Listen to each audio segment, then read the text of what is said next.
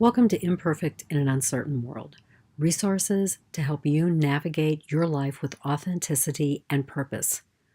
What does it mean to defend yourself? And how can you defend yourself nonviolently? That's a question that's always bothered me until recently. I read quite a bit about Gandhi and Gandhi's views of nonviolence, but somehow they just didn't settle with me. One of the tenets of Gandhi's philosophy that I have not been able to embrace is about not defending yourself against the violence of another. He went so far as to say that when being beaten, not to roll up into a fetal position.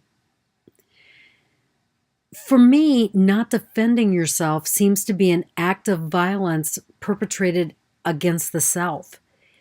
I believe that defense, not offense. I want to be very clear about that. Let's defend ourselves, but let's not go on the offensive.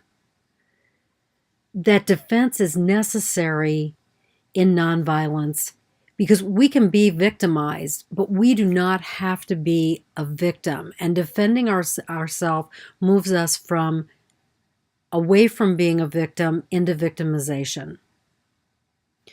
So I discovered the answer to my wondering when I read Nonviolent Communication by Marshall Rosenberg.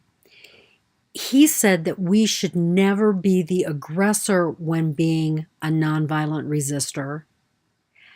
Acting aggressively is being a perpetrator of violence. But he also stated that we have the right to defend ourselves. So what does it mean to defend ourselves? What does it look like? So say someone comes at you and is physically violent. I think that we could all agree that the best defense is to get away from that person. But if we can't get away from that person in the moment, we can block the aggression, the physical lashing out of another person. We can stop that violence. And so I'm not talking about initiating an attack, but protecting ourselves. And to realize that when we block a move or push someone away so that we can get out of that situation, that dangerous situation, that's an act of nonviolence. We are protecting ourselves. An act of self-defense is an act of nonviolence. Let's talk about that. Let's believe that. And then we can get out of the situation. So it is minimal contact and then leaving. Verbal violence is different. What do we do when someone lashes out at us saying hurtful and harmful things? How do you protect yourself while not trading barb for barb? Because it's easy sometimes in the heat of an argument to say things that are equally hurtful and harmful. How do we ensure that the barbs of another do not penetrate our armor, causing increasingly more damage? I believe the answer to that begins by being an objective observer. We listen without engaging or believing what another says is true. We understand that their words, the way that they are sharing in harmful or hurtful ways, says more about them than it does about us. So part of being an objective observer is to be empathetic to the other person and also to ourselves.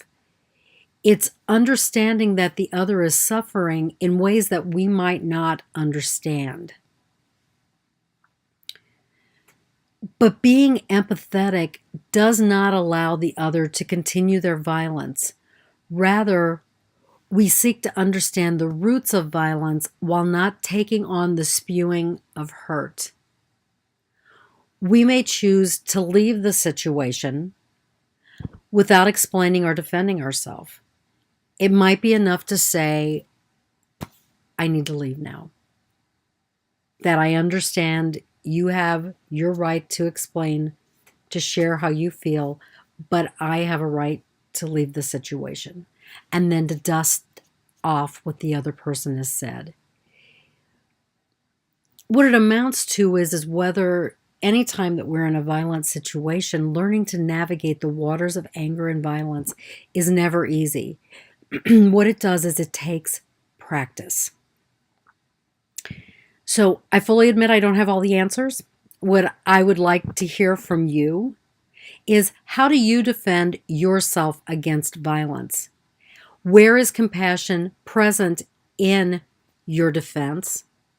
So let me know. Thanks for watching this video.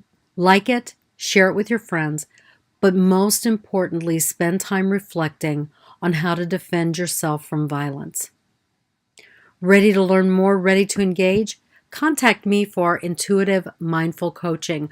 We can help you learn how to nonviolently live your life.